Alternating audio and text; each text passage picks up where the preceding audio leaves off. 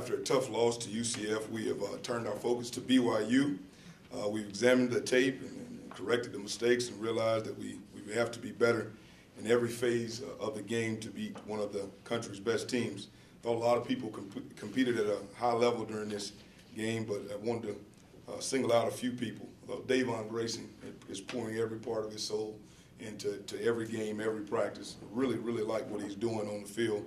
We've got to get everybody competing at this level. Also, young people that have showed up and made a huge impact. Darius Penix, Aaron Ramseur, and Tank Robinson are just a few that have made a lot of strides from the beginning of the season to now. Also, was really excited for Taj Deans to get score his first TD as a Pirate. We're building to make sure that we continue to get better. Our young people are doing a great job. Some of our older players are bridging the gap for some of these young people. When they could be jealous, they're not being jealous. They're trying to help them get on the field and make more plays. So I'm really excited about that. Realize it's not going the way that I wanted to go, probably not the way a lot of people wanted to go, but we are building. It's going to take us a little time, but what I know that is our guys, especially our old guys, don't have very much time. They're trying to do everything that they can do to help this program, and our young people are coming along really quickly. But we are building.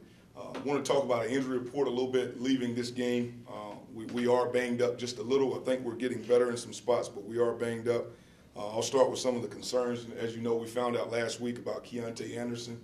He will be out a significant amount of time. We don't know quite how long he'll be out with a knee injury. In the game, DeAndre Ferrier sustained an ankle injury, which we think will be okay, but I don't know about that yet.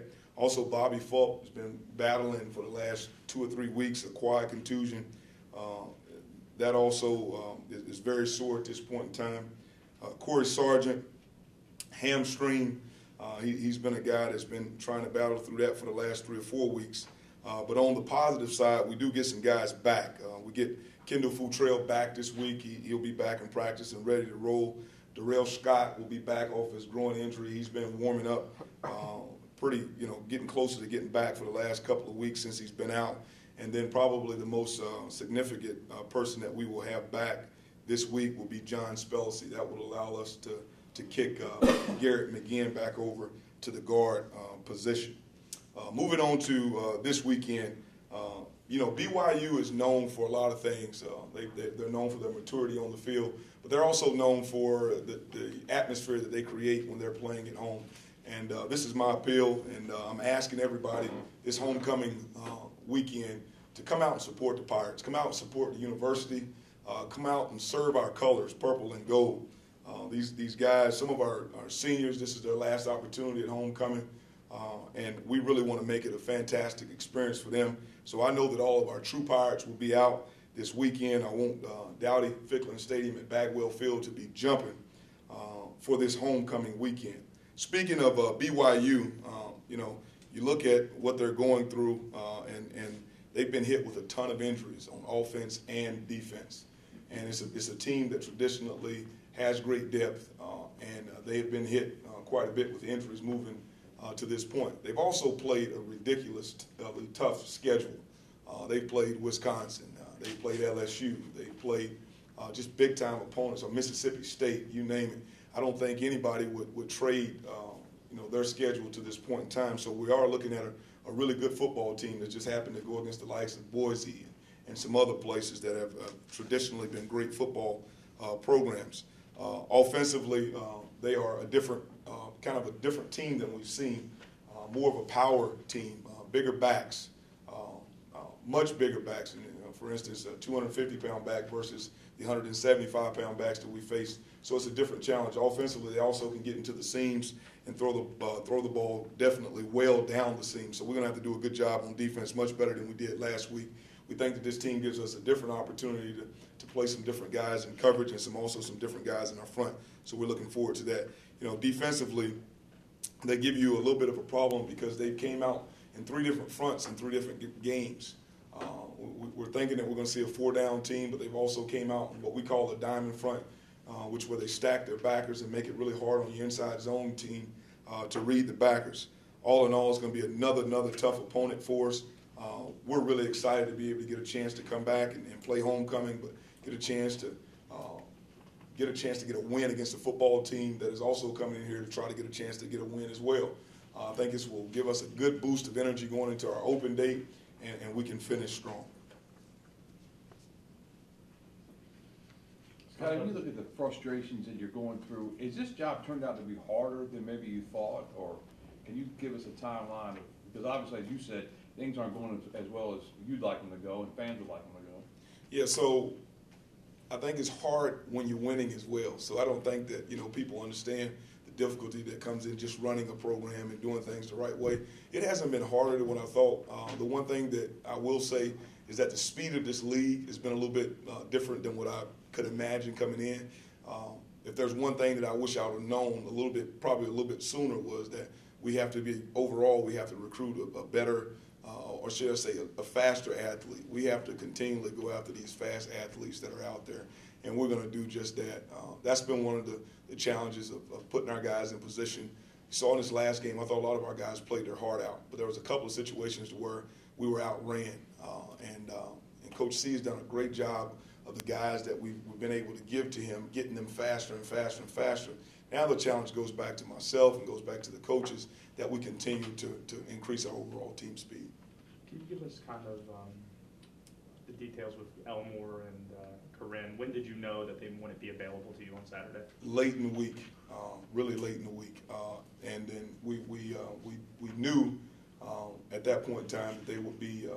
It was a policy that they had violated, and that's pretty much all that I can say about it. They're on the depth chart. They're going to play this weekend. Yeah, they're back. They are available to play.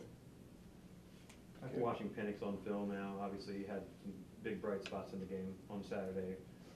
How much do you think he can still keep growing, and how impressed are you that he's been able to handle what he's done so far? Well, he's growing. We thought that we had got a great player when we recruited him through the evaluation process.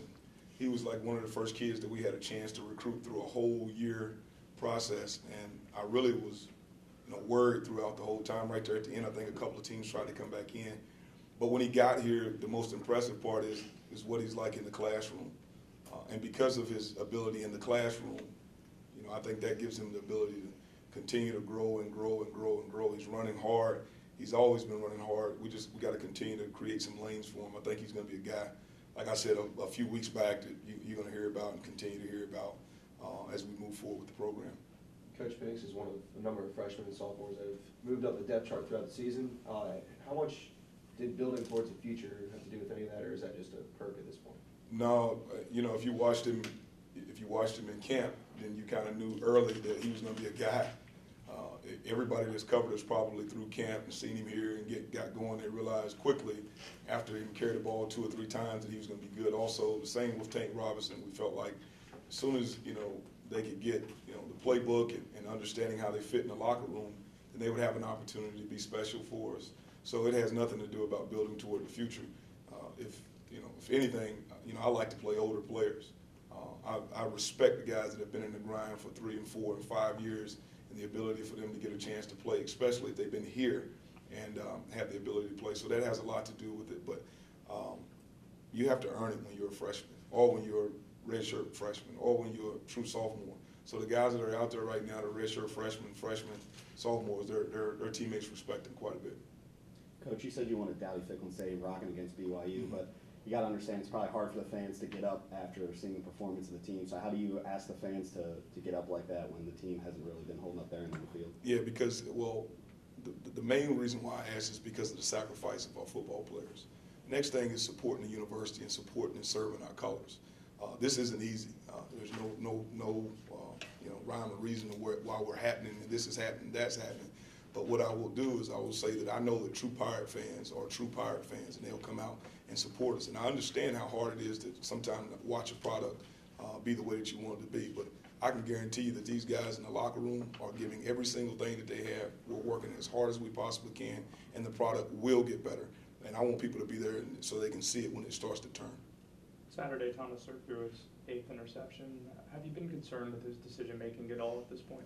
I think you need to pay close attention to some of his decisions and some of those interceptions. A couple of them, I thought this one this past week, he was stepping up into the pocket to throw it deep down the field with a one-on-one matchup outside, and we didn't get to follow through. So I'm more concerned with the timing and the ability to get it out in 2.7, 2.8. So his decision making of where he's going with the ball hadn't been too, I'm not too worried about it. The timing of him getting it there, maybe, stepping up into the pocket a step quicker or just getting the ball out a little bit earlier, that's what we're concerned with. We really have to pay attention to how quickly we get the ball out.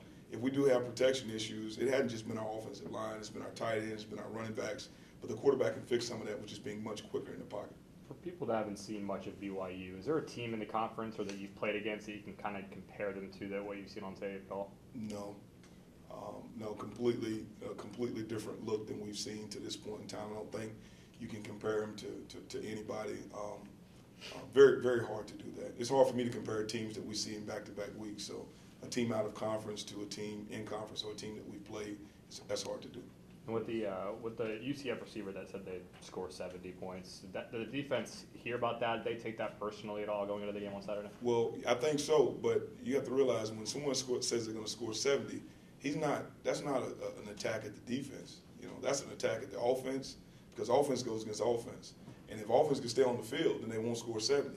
If you don't give a punt return for a touchdown, they have no way to get close to it. If you don't throw a pick for a touchdown, they have no way to get close to it. So it wasn't just about, the defense. It was about offense, defense, and special teams.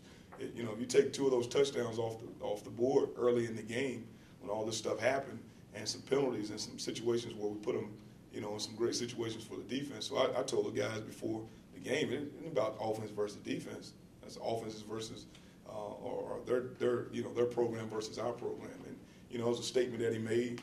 And did I talk to our guys about it? Yes. And there's no talking that was going to help it. You just got to go out and play. But I think the only way you get a chance, if you watch the teams that have scored that many points, and they've scored a lot of points this year, but you got to give a lot of credit to what their defense and what their special teams are able to do.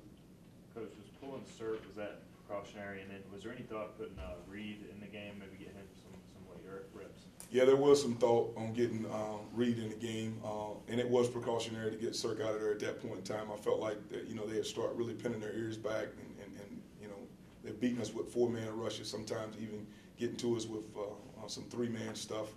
So we wanted to. I felt like when we put Gardner in, I wanted to get him some quick passes and some things to get the ball out of his hands quickly, but I also wanted to get him some reps because I think he deserved reps. If they would have started to heat us up some more, I probably would have got Reed some reps in there. And somewhere in this year, we'd like to get Reed some reps. But right now, it was about getting Gardner better and understanding that he needed some reps.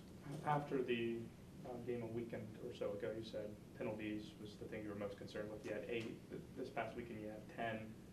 How disappointed are you in that side of it? I am. I'm disappointed. The first few penalties, the false starts, they did a good job of crowd noise, whether it was real or pumped into the stadium crowd noise. So that went to the coaching staff. I'll give all 3 of those penalties as far as false starts to the coaching staff, or 2 of those penalties. And in the third down, Thomas was trying to get us to the play that he wanted, but there was no. He had no ability to do it because they had so much coming through their loudspeaker, and he was trying to get it done, but he wasn't able to do it. So there were a few in there. The one on the sideline with Tank Robinson, I thought that was an unfortunate play for him. I didn't think that he, tried to hit the guy. So there were 3 or 4 in there that I questioned, not the actual call, but I questioned just, was it a discipline penalty versus playing hard and aggressive? We got to continue to get better at it. Our guys understand it. They know what's going on. We can't play football like that. There are some frustrations from me, and we're working every week to try to make sure that we improve that. Jimmy seems like he's been a little out of sorts the last couple of weeks. Do you see anything on tape regarding that? Yeah, we got to clean up. There's a few things that we got to clean up. Some of his hand placement on some of the catches, all things that you can work on if you're willing to work on them, and I think that he is willing to work on them. We've got him in some good spots and haven't found him. The way that we like to use Jimmy is down the field, and you like to use him down the field because he can run. That doesn't marry up well with not protecting the quarterback for a long time, but when we do hit him in those intermediate passes, he has to catch those balls, and he will catch them moving forward. We just got to correct a few little things in his hand placement.